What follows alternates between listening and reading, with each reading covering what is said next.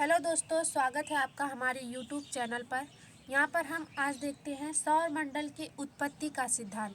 वैसे तो सौर मंडल के उत्पत्ति का सिद्धांत 3 थे हैं, लेकिन इसमें से एक ही सफल हुआ है और 2 असफल सिद्धांत है। यहाँ पर देखिए, पहला है मोनो स्टार, जिसे कांट और लाप्लाक्स ने दिया था, यह असफल सिद्धांत है। और दूसरा है डुअल स्टार, जिसे चेम्बरलिन और जीन्स ने दिया था, ये भी असफल है। और तीसरा है डबल स्टार, जिसे लिलिटन ने दिया था, और यही सिद्ध हुआ और साबित हुआ और इसी को सफल माना गया। तो आइए हम सबसे पहले एक एक करके देखते हैं कि इन्होंने क्या सिद्धांत दिया था।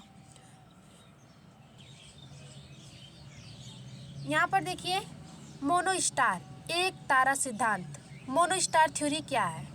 इसे कांट ने दिया था और लाप्लाक्स ने भी दिया था, लेकिन सबसे पहले हम कांट का देखते हैं। कांट ने क्या कहा था?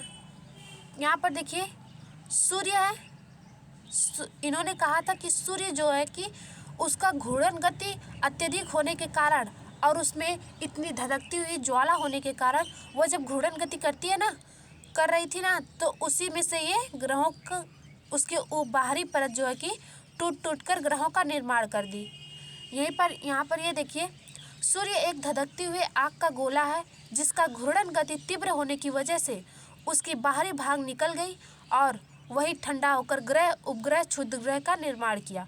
यहाँ पर क्या है? सूर्य एक धधकती हुई आग के गोला है, जिसकी घूर्णन गति तीव्र होने के कारण उसकी बाहरी परत जो है वही निकल गई और वही ग्रह का निर्माण कर दिया।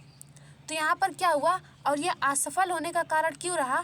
क्योंकि इन ग्रहों की जो और सूर्य की कुछ भी चीज़ें मैच नहीं करती है इन दोनों का, इसलिए असफल रहा। अब आगे देखते हैं लाप्लाक्स ने क्या कहा था। यहाँ पर देखिए, लाप्लाक्स ने भी लगभग वही कहा था जो कांट ने कहे थे, लेकिन इन्होंने कुछ अलग तरीके से कहा था।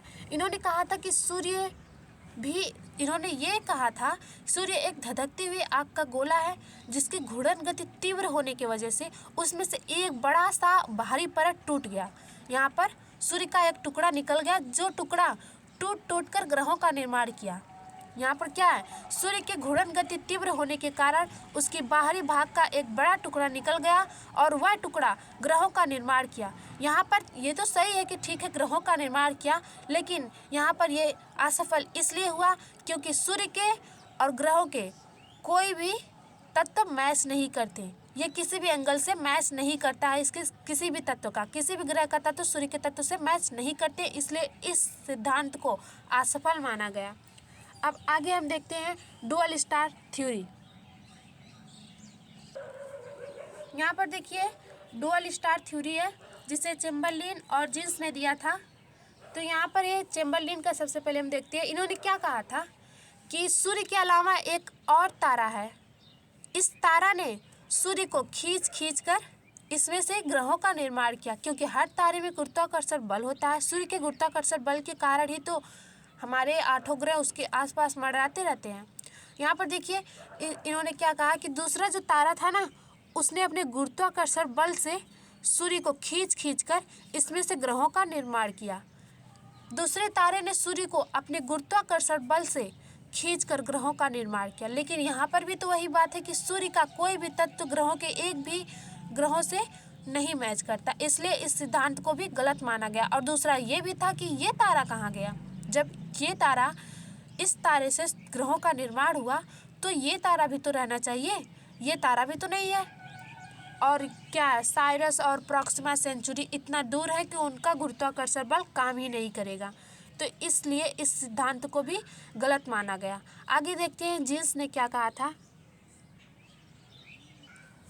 यहाँ पर देखिए, जीन्स ने कहा था कि दूसरे तारे ने सूर्य को जिस तरह खींचा, ग्रहों का निर्माण उसी तरह हुआ। इनका कहना ये है कि ये हमारा सूर्य है और ये तारा है, ये हमेशा पूरा ब्रह्मांड घूमता रहता ना, तो इसी तरह जब ये तारा नज़दीक आता है तो क्या करता है, सूर्य को बड़ा भाग में तोड़ लेता है, जो कि बड़े ग्रह का निर्माण होता है। और जब ये दूर जाता है तो सूर्य को थोड़ा सा खींचता है, जिससे छोटा सा ग्रह का निर्माण होता है।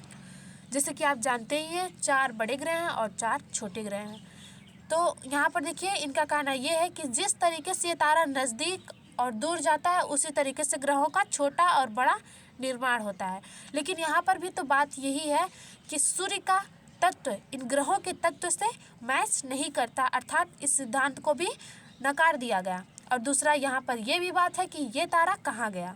यहाँ पर देखिए क्या है, दूसरे तारा ने सूर्य को जिस तरह खींचा ग्रहों का निर्माण उसी तरह हुआ। पास से खींचा तो बड़ा ग्रह, दूर से खींचा तो छोटा ग्रह। यहाँ पर देखिए अब हम देखते हैं डबल स्टार थ्योरी, जो कि पूरी तरीके से सक्सेस है और इसे लिलिटन ने दिया था। यहाँ पर देखिए सबसे पहले हम इस बात को समझते हैं कि आखिर लिलिटन ने क्या कहा था, उन्होंने किस तरीके से इसे सक्सेस किया। यहाँ पर देखिए इन्होंने कहा था कि सूर्य है, सूर्य के अलावा भी दो तारे थे, जिसमें से एक तारा विस्फोटक तारा था, यानी कि वो विस्फोट होने के कगार पर था। एक तारा विस्फोटक तारा था और सूर्य था, और एक और तारा था। इसने खुद को विस्फोट कर लिया, जिससे ग्रहों का निर्माण हुआ। और आपको पता ही है कि जब कोई तारा विस्फोट करता है तो ग्रहों के साथ साथ एक ब्लैक होल का भी निर्माण होता है। एक बड़ा साइज का इसमें से ब्लैक होल का निर्माण हुआ। जो ब्लैक होल का घनत्व तो आप जानते हैं, उसके एक चम्मच मिट्टी का भार लगभग 10 हाथी के भार के बराबर होता है। उसका घनत्व बहुत ही ज़्यादा होता है ब्लैक होल का। तो इससे कहना है कि इसने खुद को ब्लास्ट करके ग्रहों का निर्माण किया, अर्थात एक ब्लैक होल का भी निर्माण किया। जो ब्लैक होल जाकर इस दूसरे तारा को क्या कर दिया, ब्लास्ट कर दिया। फिर उसके बाद देखिए कि जब यह ब्लैक होल जाकर दूसरे तारा को ब्लास्ट कर दिया, तो ऐसा नहीं है कि सिर्फ 8 ही ग्रह का निर्माण हुआ था, और भी सारे ग्रह का निर्माण हुए रहे होंगे। उस समय वो क्या कर गए, इसके साथ ही ब्लास्ट हो गए होंगे। शायद एक ग्रह उस वक्त यहाँ रहा होगा, सूर्य के इस पार रहा होगा, और ब्लास्ट वाला कगार इस पार हो रहा होगा, शायद इसलिए ये ग्रह बच गए होंगे। यहाँ पर देखिए ब्लैक होल जाकर इसे ब्लास्ट कर दिया, जिसके वजह से ये क्षुद्र ग्रह में बदल गए, ये छोटे छोटे टुकड़ों में परिवर्तित हो गए। अब यहाँ पर बात ये आता है कि क्या ये सक्सेस हुआ? हाँ, ये सक्सेस हुआ, क्योंकि ये ग्रह आपस में मैच करते हैं और क्षुद्र ग्रह से आपस में मैच करते हैं। क्षुद्र ग्रह वही है जो शनि और अरुण के पीछे छल्लों की तरह घूमता रहता है, और बीच में 4 ग्रहों के बाद भी क्षुद्र ग्रह का एक लाइन रहता है। यहाँ पर देखिए क्या है, सूर्य के अलावा एक और तारा था, जिसमें से एक ने खुद को विस्फोट कर ग्रहों का निर्माण किया और ब्लैक होल का निर्माण किया, और उस ब्लैक होल ने दूसरे ग्रह से टकराकर उसे विस्फोट कर क्षुद्र ग्रहों में परिवर्तित कर दिया। यहाँ पर अब क्या है कि इसे सबूत के अभाव में इस सिद्धांत को मान लिया गया, क्योंकि ये सारे ग्रह एक जैसे लगभग हैं, ये सारे क्षुद्र ग्रह एक जैसे हैं, और ना ही अब स्टार रहा, क्योंकि इसे तो ब्लास्ट कर दिया गया था, ना ही ये रहा और ना ही ये रहा। इसलिए इस सिद्धांत को सही माना गया, अर्थात डबल स्टार थ्योरी यानी का लिलिटन का जो 2 तारा सिद्धांत था वो सफल सिद्धांत था। तो जय हिंद दोस्तों, बात करेंगे हम अब अगले वीडियो में हम सूर्य के बारे में बात करेंगे। तब तक के लिए जय हिंद।